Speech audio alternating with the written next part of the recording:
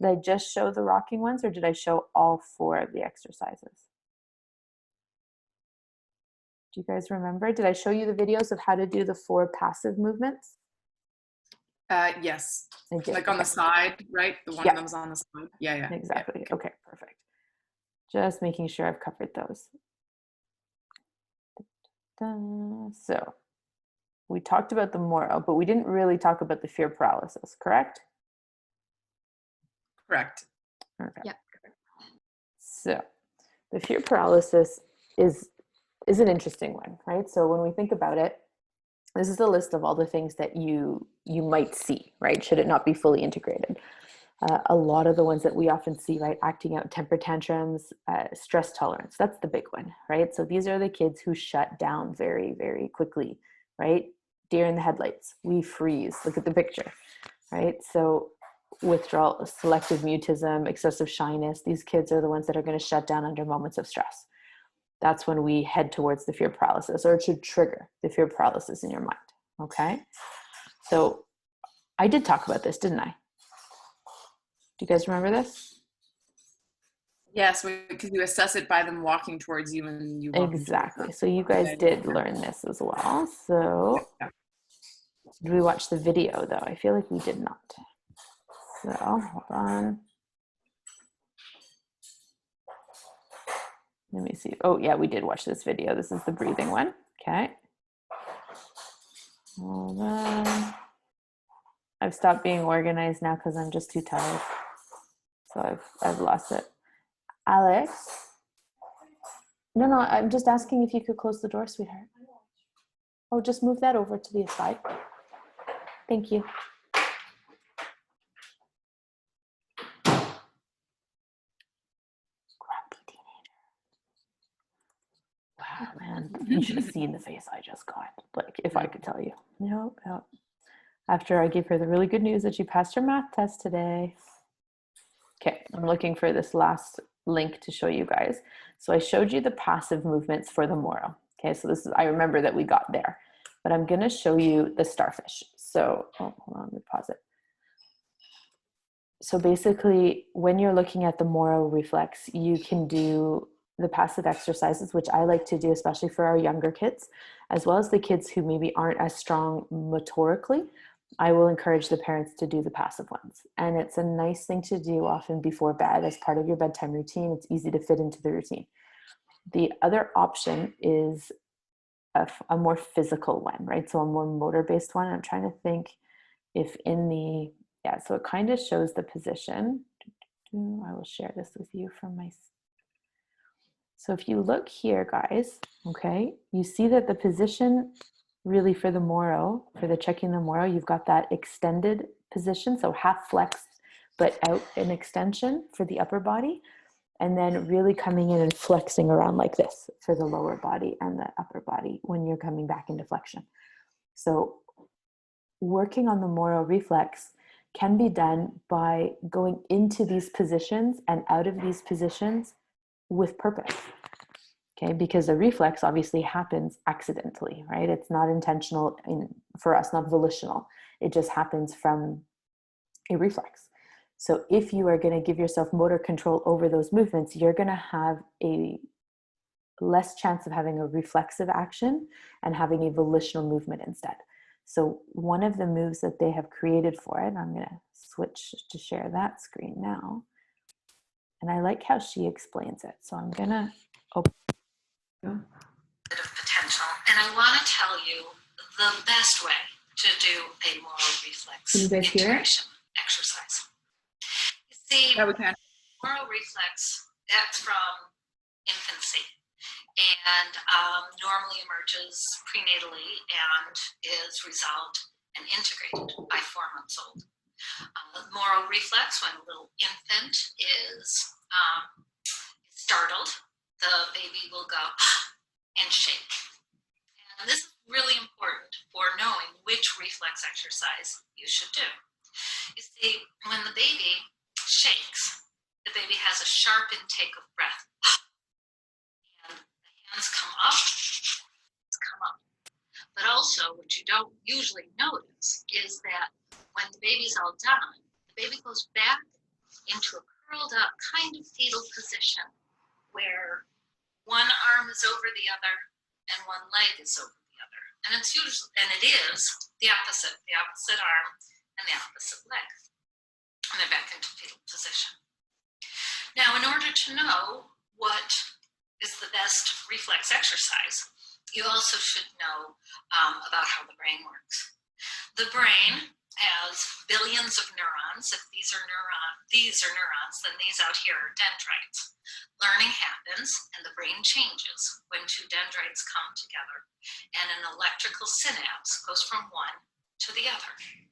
If this connection is repeated, this exercise, this learning, whatever it is, every day for a certain amount of time, then this connection becomes long-term learning. But it also could be for creating a habit or for integrating a reflex. It should happen daily over a period of 3 to 4 weeks. I use the number 30 days just to make sure that if something is done every day for 30 days, then that connection really should be solid. So another thing about creating a connection or breaking a habit or integrating a reflex is for the reflex, the Moro, there already is a connection in the brain called the Moro reflex.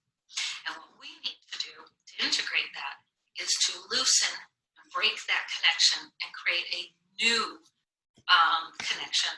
And this would be the connection of the reflex integration exercise. One I'm going to teach you is the correct way to do starfish. So we're going to break and loosen up Moro and create a new connection that is different called starfish. How can we be sure that the connection is different and like this and do it in 30 days? Well, it has to be the opposite of Moro. So since Moro is like this, then we should not be doing anything that replicates that at all. We need to be doing something different. So let me now pan out. Let's get back, and I will show you the correct way to do a starfish. I've got my legs open, my arms open, my head back. I breathe in. Now I breathe out very, very slowly to the count of 5 while I fold in. So here we go. 1, 2, 3, 4, 5. Now I'm in that fetal position I was talking about. However, it's different. My right leg is over my left. My right arm is over my left. I'm not like this, because otherwise I don't know which arm is over which. I'm not like this. I'm like this, so that I know exactly. This one is over, this one is over. At this point, and my chin is tucked. At this point, I breathe into the count of 5. 1, 2, 3, 4, 5. And now I breathe out, but this time it will be my left over my right. Breathe out. 2, 3, 4, 5. And then breathe in. 1, 2, 3, 4. And that is one full starfish. We do 3 starfishes for a total of 60 seconds every day for 30 days. Now, I've taught this to thousands of educational professionals. And somewhere in all my workshops, somewhere between 30 and 50% of those educational professionals, despite me telling them that they won't be able to do the same side over. I'll tell them 5 times, 10 times. I'll tell them between 30 and 50% of you will not be able to do this even though I'm telling you. It still happens. Why? Because they have a retained Moro reflex. But by the time we practice it, they can use their cognitive brain to overcome this, do a better job, and actually get to the point where they can correctly get one side over. What are they doing instead? Same thing as the baby. Opposite leg, opposite hand. So that's why it works. Occasionally, it won't work. For some people, Even though they do the correct exercise for 30 days, it still won't change those symptoms and it still won't integrate the moral reflex. So this is not the silver bullet. It is not going to work with 100%. About 90% of the people this will work with, and they will have amazing results within that month.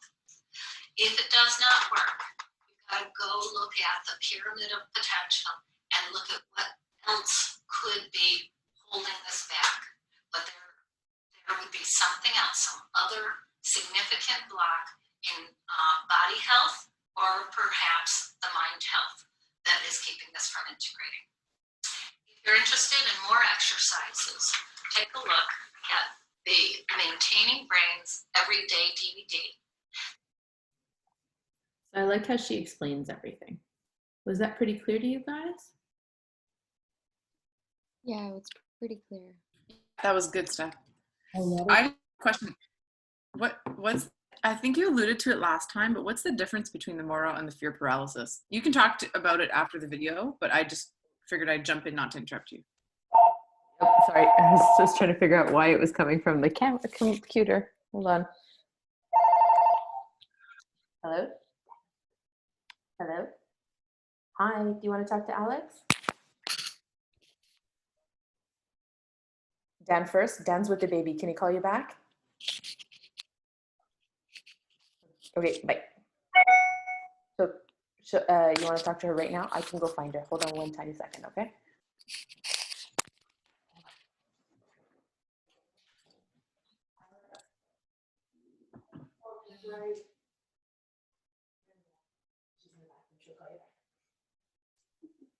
Okay, bye. Oh, call you back. Until that. I should go. I'm on my course. I gotta go. Okay, I'm sorry. It's so much fun being a parent. Yes. Okay. Stop sharing. Okay, so finish your question. Sorry, Alexia. It was just what's the difference between fear paralysis and Moro? So if you think about, I guess one of the best ways I've understood it, if you think about fight, flight, and freeze, right? Fear paralysis is the freeze, and Moro is the fight or flight. That's one of the simplest ways I've analyzed it and kind of tried to understand, right? So a freeze, the fear paralysis is the reflex that is in utero, and that it evolves into the Moro reflex before the child is born, right? So we shouldn't have any fear paralysis reflex after we're born. It should already be integrated into the Moro. So you know how she was saying only 10% of the kids, or for 10% of the kids, this won't work, right? Or for 10% of people. I wonder if it's maybe because their fear paralysis reflex has not yet been integrated, right? So maybe there's another piece that we were missing, kind of thing. So the difference is in the response. The fear paralysis reflex, when it is initiated, you're frozen. It's like a deer in the headlights, like, right? So you'll see it a lot. Actually, I just had the parent teacher for Alex for her math, and it was amazing because he explained, because she's doing much better, right? But math is like it's her kryptonite, right? Like it's a terrible thing for her. And he said that the first day in school, he almost panicked when he saw her face, because as soon as he started just talking about some of the math concepts, she went like this. And her eyes like almost welled up, like she was about to cry. And she just went into freeze panic, right? Because Alex does not have an integrated fear paralysis. So we're working on it. She just doesn't do her exercises. And there's only so much I can do as a parent. But I'm telling you right now, he described exactly what it is, right? Because as soon as she gets into that stressed, anxious state, she shuts down. And she can't think anymore, right? She's more than capable of figuring this out, but because of that panic, that huge stress response, she just shuts down completely because she cannot cope with the stress. Does that make sense? Yeah, that's good. Okay, the Moro is more of a startle reflex. So that's the one that you're going to see a lot of the stuff that's on the paper that they tell you that you're going to see, right? The stuff that we typically see is sensory over responsiveness. We see a lot of that. We see a lot of kids on the spectrum. We see a lot of anxiety kids. So again, anxiety can be both, in a sense of sometimes people with anxiety do shut down. But if a child is, you know, fighting back against it, so you see behaviors, right? The anger, hitting, those kind of reactions to sensory input, right? So that kid that when they get touched unexpectedly, they turn around and whack the person behind them. That's a moral response. That's like, get out of my bubble. I'm saving myself from the very scary input you just provided me. But that's not a freeze response, right? So that would bring me more to moral. Okay, that makes sense. I have a kiddo. Yeah. This is kind of, it's off topic, on topic. Yes. 2 weeks ago, so I tried brushing with him, Mm-hmm. and after I did his arms, he retreated behind the pole, and his face was like super startled. And I was like, in my head, I was like, I think this is Moro, right? Because he like physically retreated away and hid behind the post and mom. Yeah, you flight. You're flighted. Yeah. Okay. Yep. So maybe I need to teach mom the Moro reflex. Yeah, I would do And he's that like too. terrified of like the flushing of the toilet at school, like things are going well at school. He won't go to the bathroom. Oh, poor Minou. Yeah, I think it's a chicken and egg situation. He's always had digestive issues, but now won't go because he's scared of the noise. Yeah. So it's a great way out, right? Of having to go if you don't feel good, but try the SSP with him as well. Yeah, I was thinking of doing that, but I don't know if mom will be able to do it at home. Yeah, even if you started with the Connect, the really easy ones. Yeah, I'll speak to her tomorrow. She's interested. I'll try. Yeah. Okay, sorry, I didn't want to go too off topic. No, that's okay. I like these kind of questions, and I think they're really relevant. It's better for everybody to hear these, right? Like, one of the things I want to do next is kind of talk case studies, because it makes a lot more sense to hear it related to a child that we're seeing, right? Mm-hmm. When King, the thing I mentioned, the SSP, it's the Safe and Sound Protocol. I'm not sure if Sam or myself have mentioned it to you yet. So it is a therapeutic listening program. So Sam, myself, Alexia, and soon Emily are all trained in it. And it's a really great program, but it's relevant for certain clientele, not necessarily everybody, but our kids who especially have a hyper responsiveness or an over responsiveness to auditory input, it's a great program to do with them.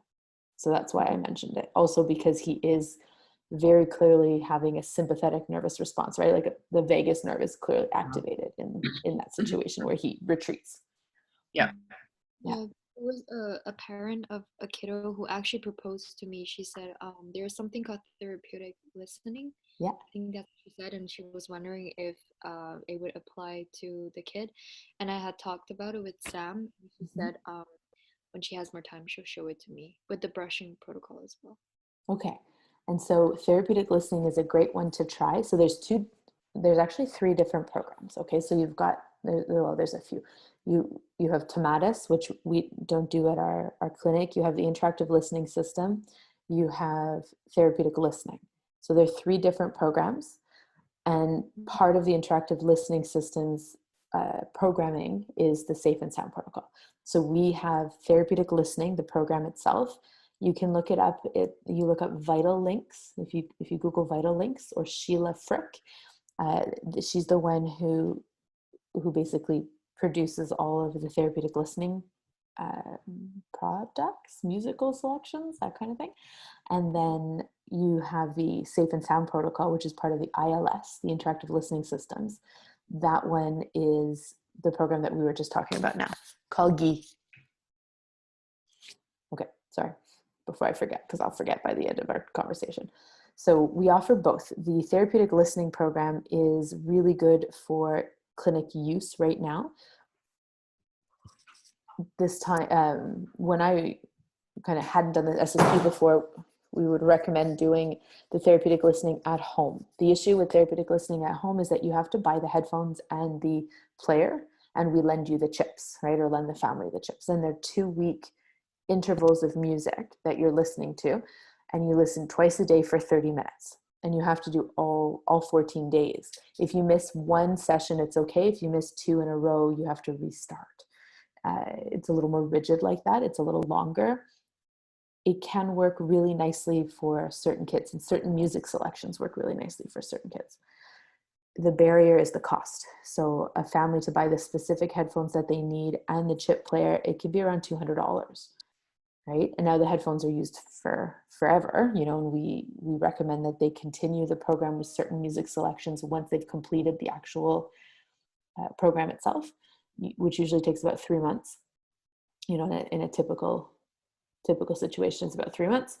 And the safe and sound protocol, it's easier to administer, right? So I just did the training in May. The safe and sound protocol is done over 5 hours of time. So they don't have to purchase anything. They can use any over-the-ear headphones that they have access to at home, as long as they can turn off the noise canceling feature. Some families don't have headphones, but you can get for $20 at Walmart, right? And the kids will use them forever. So, well, until they break. But you have access to it much easier.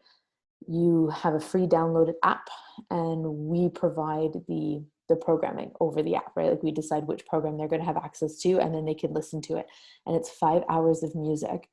Typically, now they're recommending 30 minutes a day over 10 days. You can do 1 hour a day over 5 days, sorry, but that's a very intense program. And then you can also break it down into 10 minutes a day, right, over many days, in order to get all the music listened to. So they have different ways of using it. Right now, it is easier to do the SSP because we don't want to be lending out tons of material, especially the headphones for therapeutic listening, which have like velour over the ears. So it's, again, harder to clean if it comes back, that kind of stuff. So there's a lot of different components. I hope that helps to make sense. For the child that you're working with, you'll talk over it with Sam, or you and I can cover the case study and decide which approach we think is better. And then we would look at how we would provide it, either having you do some of the training so that you understand what you're doing with them, or having one of us do a Zoom session with you guys maybe, and being able to help oversee the first session.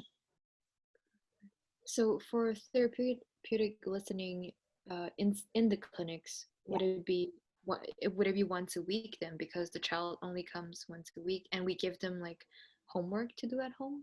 Yep, exactly. So the therapeutic listening can be used both as a therapy program, right, which is the one where you go home and you have that music selection for 2 weeks and you listen to it twice a day, or it can be used as a tool. So sometimes I will use it just in my sessions if I think that this music selection is a really good one for the child. Like there's one called Mozart for Modulation, and when I did the training 10 years ago, that's how long I did the training, how long ago I did the training, they used to have it all on CDs. It wasn't even on chips yet, and they referred to it as the poop CD. So Mozart for Modulation has such nice rhythms, I guess, to it. Like the music really links up with our circadian rhythms. Is that the word I'm looking for? I think it's the word I'm looking for. But our internal interoceptive senses, and actually encourages kids who have bowel issues to have more regular bowel movements and have more control over them. Oh, wow. Right? And again, there's no research backing this up, unfortunately. It's just not something that's been done, but enough therapists reported this as a result that it was called the poop CD. So I find that to be super interesting. Sorry, everybody's talking to me today, guys. It's quite a hard day. Like too many people need my attention right away. So what I can send to you guys is a list of the therapeutic listening music choices and what they're meant to work on, because they obviously wrote it out so that you would have an easier time choosing the music. So I can send that to you, and let me write that down. So therapeutic listening, because otherwise I won't do it. Music, email, and I'll put on the same email the link for the Safe and Sound protocol. So it's a good idea to look up both and read about it, right? Just the basic read about it so you have an idea of the programs. And then we're going to match which program works best for the child you're working with. Therapeutic listening is a 2-day training, so we have access to it. It's a 2-day training.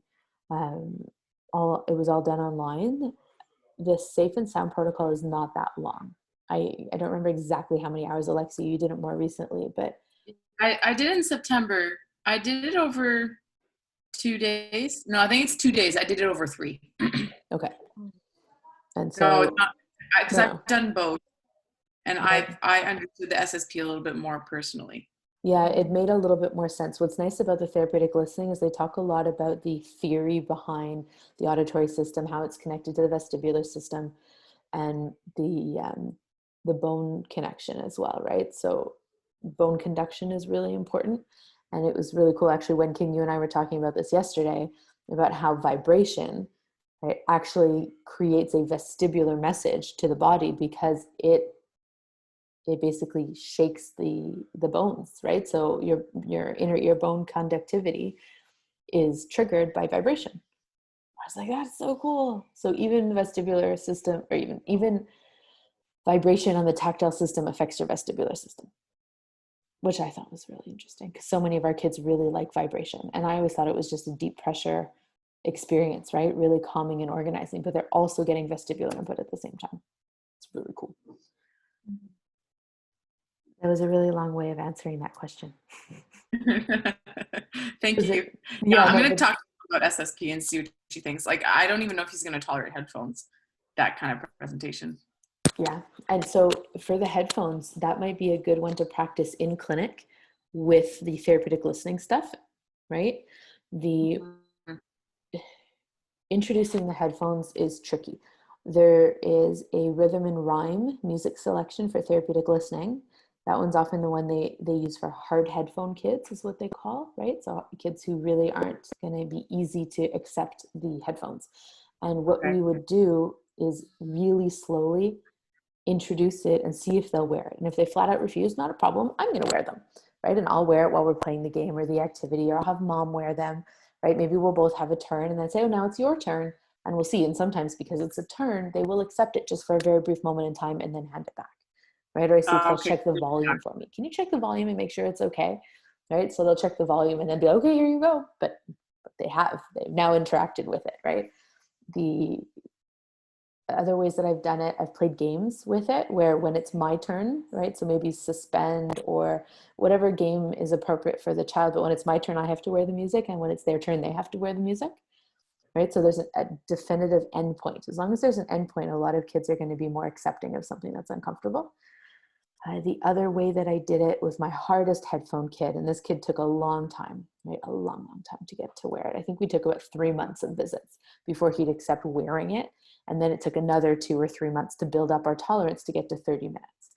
But I would have him play with that ball game, you know, the one that has the ramps, right? It's like catnip for kids. Everybody loves that. Even our older kids love that game. And he loved it. But while he was playing, he had to listen. And that was a rule we put in place. And I said, well, while you're playing with it, you're fine, but you got to listen to your music. And then we really carefully counted. So initially I was like, let's just listen for 5, right? And I would count 1, 2, 3, 4, 5. And then he'd take it off and I would put it on. And we'd swap back and forth. And I would take my turn and I'd say, okay, it's time for another 5. And then I would build up to 10 and then 15 and then 20. And we always stayed at 20, but then I would really count slowly. So initially I counted at a normal pace, but then I would slow it down. And finally I was like 1, 2, right? And I'd get to like a minute, even 2 minutes, and we'd really push it that way. And then eventually he let me leave it for 5 minutes, 10 minutes, and we built our time up. So he was able to do the proper therapeutic listening program. I hope that's helpful. Yeah, no, that makes sense. I think I need to present it that way. I think he will, otherwise will freak out. Yeah, well, especially if he's having such a strong response to the brushing, which is typically a really nice feeling for a lot of kids, right? Yeah, and I took it like mega slow, like brush mom first, and yeah. So he's an interesting one. And Moro first for that kiddo. Like I think by helping to integrate that and probably the passive movements, seeing if he can do it and then training mom in them. Yeah, okay, I'll have Aaron or Megan show me them because I haven't like practiced. Had them done to you. Yeah. Ask them to do it because I'm not there on Saturday in the next 2 weeks, so I won't be able to show you. Okay, that's fine. I'll ask Megan or Aaron. Mm-hmm. Perfect. Thanks, Steph. Okay, so let me go back to my PowerPoint and let's see where we ended up. Okay, so we did this one, Moro testing video. Yeah, off topicness. That's okay. No, but that's super relevant, and there isn't much left in my PowerPoint. Like that's kind of what I wanted to do today, was kind of talk questions and cases that we've used for these or have used these situations. Moro testing video. I did show you guys this one. I remember, right? The one of the person, and then I just showed you the starfish. And then this is another video that I liked. How many more? Oh yeah, okay, good. And then we'll do some brain gym chat. So let me, I know there's a way to embed these things, but I don't know how to do that. So I don't, because that is above my pay grade. Let me pull up this video for you guys. Perfect. And so I'm going to share the screen. So what I liked about, oh, you know what? And I went through all this conversation and I'm going to show you a video of your fear paralysis versus Moro reflex.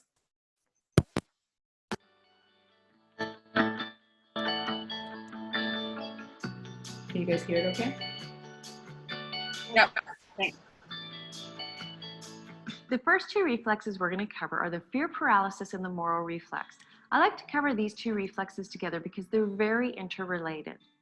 The fear paralysis reflex is the very first reflex that appears, and it's meant to integrate before the infant is even born, and it's meant to integrate into the Moro reflex. These two reflexes are both responsible for an infant's sense of fear and danger. Now, if these two reflexes don't get integrated, they greatly affect how a child functions in life. Because they're based on the perception of fear or being in danger, a child always seems to live on guard or is fearful, which is no way to live as a child. So let's talk a little bit about the fear paralysis reflex. The fear paralysis is exactly as its name sounds. It is a paralysis of the system in the face of fear. A child with a fear paralysis reflex still intact will be extremely fearful. These are the children that have fears and phobias well beyond logic would allow. They're very fearful. They're beyond shy. They're withdrawn. If a child still has a fear paralysis reflex, it's very hard for them to engage in the world, get involved, try new things, and feel confident because they are constantly in fear of danger, real or imagined. So when we face fear or danger or perceived danger, we have three responses. We fight, we flee, or we freeze. Now, the fear paralysis reflex's response is a freeze response. It is a paralysis of the system. So let's talk a little bit about the Moro reflex. So the Moro reflex is a little bit different than the fear paralysis, and it's a little bit less intense than the fear paralysis reflex. The Moro reflex is an anxiety reflex. The Moro reflex causes them to be hypersensitive to many things. One, their performance, their environment around them. They're afraid to be embarrassed. They're afraid to try new things. They're afraid their friends might not like them. They're afraid their work might not be good enough. So much more of an anxious feeling. The Moro reflex causes a person to choose the other two options in the face of danger or perceived danger, and that is the fight or flight response. Now, the fight response is obviously exactly as it sounds. You get prepared for a fight. Now, these are our kids in school that are incredibly defiant. They have, or as a small child, has tantrums. They don't want to play nicely. They want to control the rules. They want to manipulate the situations. And this is because they really are afraid to feel out of control. So by putting up a big stink, having a tantrum, or controlling their environment, they feel safer. The flight or flee response is when we see our kids who get really shy, they withdraw. There are video kids. They don't want to have to engage in real life, so they engage in videos. So this is how you might see this in your child. The good thing about primitive reflexes is that at any stage of development or any age, we can go back and we can integrate these reflexes into the system. The way we do that is we recreate simple infantile movements that they would have done the first time to integrate the reflex. And it gives the brain a second chance to rewire itself so that it can finally put the reflex to rest. In the program that the Organized Mind has developed, there we will show you how to simply test for primitive reflexes. So the way we test for primitive reflexes is a two-part system with common sense and logic thrown in. We can determine from your child's characteristics, their behaviors, some of the reflexes that might be intact just by looking at how they're using their body or how they're behaving. That will tell us a lot about what primitive reflexes are still intact. So first we'll look at a characteristics list, a behavior list, and make some assumptions about which ones we think might still be intact. Second, we do simple movement exercises to see if the reflex will respond and is still active. And then thirdly, we add common sense and logic. Reflexes are usually retained because of an interruption, a trauma, or some type of problem in that stage of their development. And we simply go back and look at what was our child's experience through that developmental stage to determine if we believe that that might be a problem.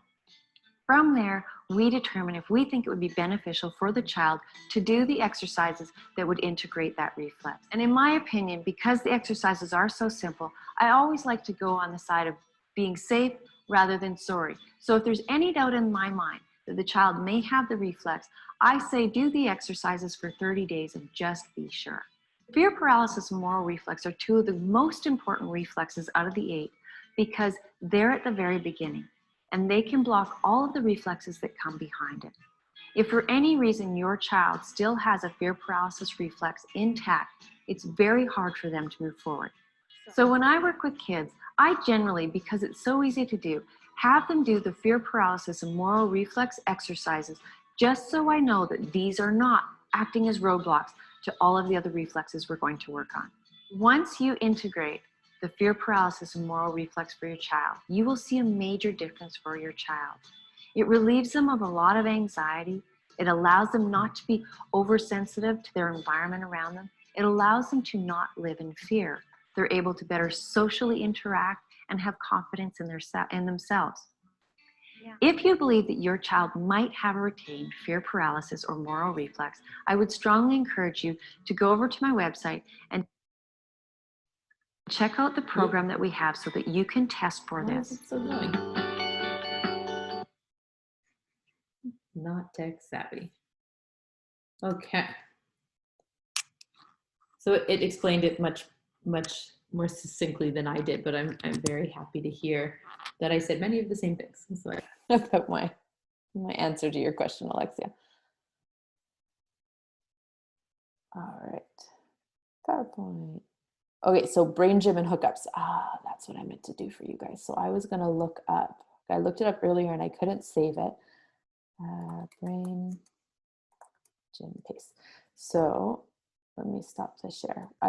In the video that I showed you guys about the testing for the moral reflex, right? We saw at the end of her response, like when she was crying and getting very physically responsive to it, the instructor told her to do some hookups, right? And then I said, okay, we're going to see, I do remember this much at least. And I said, we would look at what are hookups afterwards. So when I did brain gym, and I did that again, I think just as I graduated or right before. And wow, sorry, I'm trying to find Google and get it organized for you. So when I did the brain gym course, one of the things that they talk about is PACE, P-A-C-E. This is probably the only thing I still do on a regular basis from brain gym, although I've touched on some of the other things. So I looked it up to find a nice PDF to share with you guys. And I'm not able to print this, but I'm able to show it, right? So PACE is a 4-step readiness routine to be positive, active, clear, and energetic. So that's where they get the PACE stand for, right? And it's at the start of a class, after lunch, before study or sport. This is something I definitely have done with the kids that I've treated, especially if I know something is going to be disorganizing for them, or if I see them getting disorganized by something I've done. This is one of those tools that we have at our disposal to use, right? So PACE can be done anytime you feel you are lacking focus and unable to pay attention. Water for energy. So we're going to drink water, right? So sip plenty of water throughout the day, obviously, but electrical and chemical actions of the brain require water to fire, right? Water activates and energizes nerve transmission in the brain and body system. We do this all the time in our sessions. One of my favorite breaks, anytime a child is losing their focus, is to go get water. Supernatural, typical break that you can take during your day. So you would drink water. Then step 2 is the brain buttons. Okay, so brain buttons are basically right here, right underneath your clavicle, right? And so you take I take this finger and this finger and I rub them here, and my other hand holds on to my stomach, okay, like right around my navel. So rest one hand on your navel, the other hand, place thumb and 2 fingers on indented area between your collarbone and your second rib. Feel for the hollow about 2 centimeters out from the center of the chest. Rub these indents vigorously for 60 seconds. with your eyes looking to the right and then across to the left. So you scan across as you're doing this, guys. Do this eye movement from side to side at least 3 times. Then change hands and repeat this side rubbing and using left to right eye movements. Kids have a hard time coordinating all of it, but if you encourage them or talk them through it, they can do it. Okay, then to be active, it's cross crawls, right? One of our favorite activities. So I do this in standing, unless a child can't, then I can do it in sitting or lying down on the floor.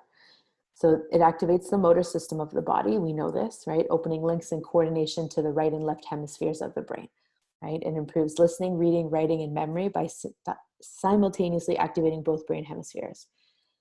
Obviously, we know that for our midline crossing kids, this can be challenging, but we can work through it. And it's one of the tasks that we use for our bilateral kids and our midline kids. So cross crawl can be done with elbows bent, crossing to opposite bent knee, or with straight arms, or marching, walking, or even on the floor, lying on your back. And it says to do it about 6 to 8 times. Right? Hookups have a positive attitude, right? So these are really cool. The easiest way to do it, you can see it in the picture, but to activate it, so hookups activate and anchor a natural positive mind and body system. First, you're going to cross your legs at the ankles. Then when you cross your hands, so I often have a child hold their hands out like this, and I think I explained this a little bit, right? You hold your hands out in front, you cross them over each other, you turn your fingers to point at each other, and I interlace them. And then I bring it to my chest, okay? And then what you do is you put the tongue on the palate of your mouth, right at the top. Eyes can be open or closed and relaxed. Can also be done sitting or lying down. And you want to hold this position until you feel a letting go sensation. Okay, then you'll uncross and you're going to push both of your fingertips together like that. And often I see kids kind of doing like this. Right? And you breathe gently until the pulse of the fingertips subsided. You can see if this works for you, the pulse. I haven't felt it like that strongly, but maybe I haven't been in such a high stress response. But what I look for in the kids is that détente, right? They really relax down and look really chill after they've done this. I did it once with a kid. We worked through the whole thing and when we got to the hookup, he looked at me and was like, "It's like you're reading my mind. I do this all the time." And I thought that was so interesting. Like, it's just the way he said it has always stuck with me because he had such a strong response to it. I don't know what I can send you. I have something similar to this. This just explained it really well, but it's on something called PDF Filler, and I couldn't figure out how to get it. But I have this handout. Oh, One of my teachers in elementary school had us do brain gym every day. Did you guys enjoy it? Yeah, it was fine. It was like part of our routine, so I never really thought much about it. Yeah. But And it's just funny coming back to me. well, that's it. And I think it's a great thing to have as part of the routine because, again, especially something like the PACE, right? Like, it really organizes you to get you ready for work, even if it isn't voodoo enough. Like a lot of people say, "Oh, it's voodoo. Like, how does it work?" Right? But just the act of having a routine to get ready for an activity is organizing in and of itself. So this is the brain gym stuff that we were talking about. And then I think that was the end of our PowerPoint, guys. I think we actually made it through to all the steps. So then I had the resources that I use because I like to include that. And there was another video, and I don't know why I put it here. Let's have a quick peek. When I was looking stuff up, I found a cool video, and I guess I wanted to show you guys this one. Oh, it's another Tuesdays with Toomey.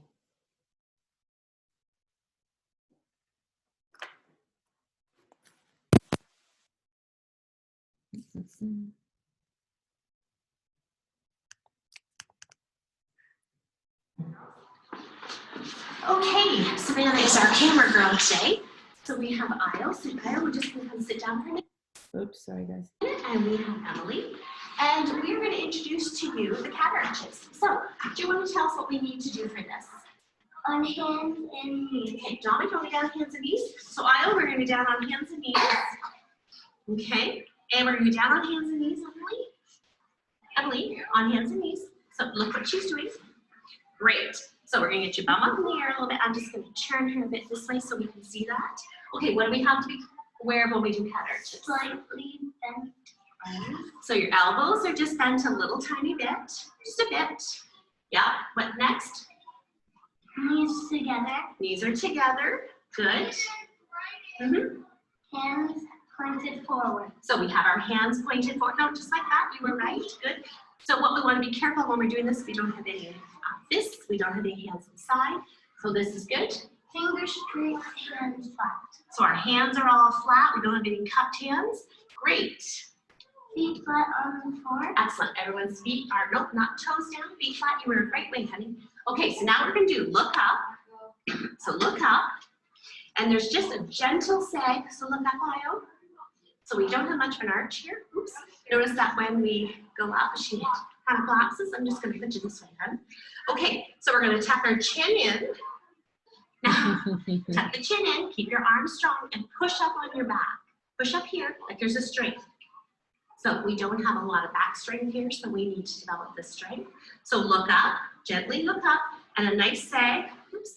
Notice how we collapse. So what we want to do is just keep her up on the knees. Good job. Okay, and we just turned our hands. So we're just going to straight hands in front. Okay, here we go. Look up. Be a happy dog. Look up. Wag your tail. Yeah, wag the tail. Good, good, good. Looking up, Io. Look up. Okay, now let's be an angry cat. You ready? Tuck in your chin. You're going to keep your hips up. So we don't have the back strength, and that's why she keeps collapsing. So tuck your chin in. Notice how the hands went to a fist. So for compensation, so we're just going to open your hands up. Push up here. Can you push, push, push? Nice job. Okay, down we come. I'm just going to hold her hips. So down we come. Look up. Look up, look up, look up, look up. Oh, see how we collapse here. We're going to try to keep her on her knees when we have this integrated. The reason she's collapsing is her STNR reflex and spinal column is not integrated. Probably spinal parez. So let's look at these two. So tuck your head in. Yeah, we're going to keep your hips in the air.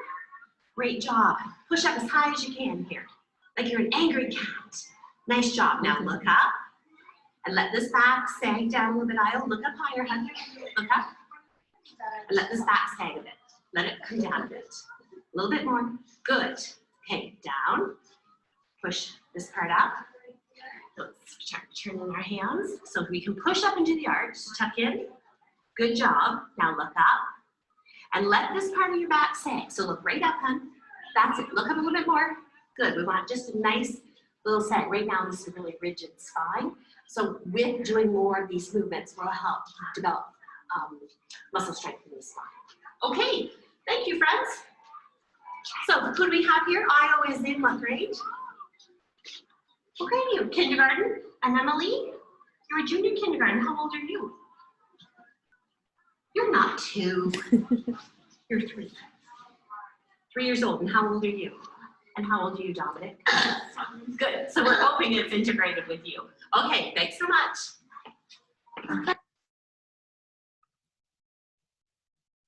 Okay, I'm glad I showed that because it really showed a nice kind of more subtle example of the STNR not being integrated. And I like that she links it to the spinal galant and the spinal parez. So that's why I wanted to include that now I think about it. We didn't really cover those two.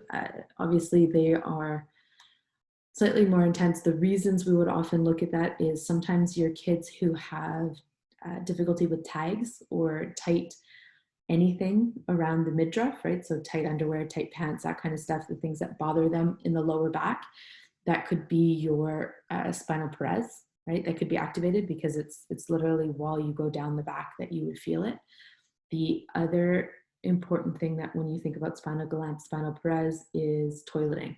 So some of our kids who wet at night, we want to look at one of those reflexes to see if it has not been integrated yet, because that rubbing on the back can relax the body and lead for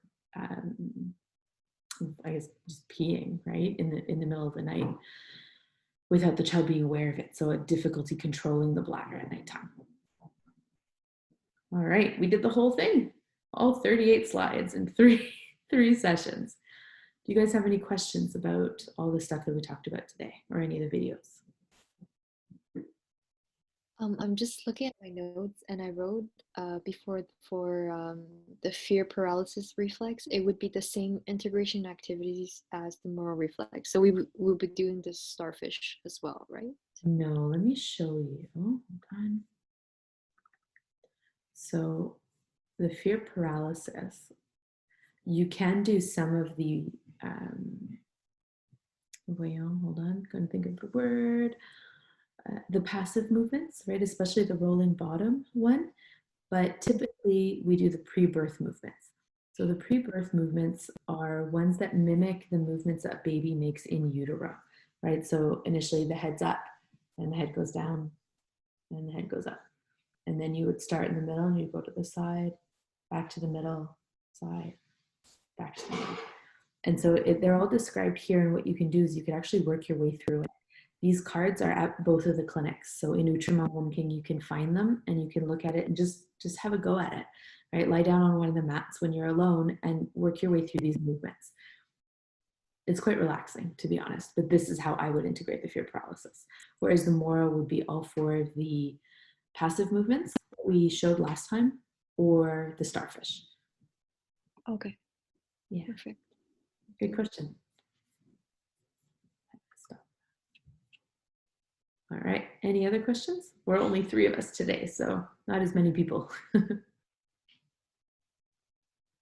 Good, okay, so what I'm gonna do is send out an email this weekend to try to get an idea of other topics that we wanna cover. So hold on, let me stop recording.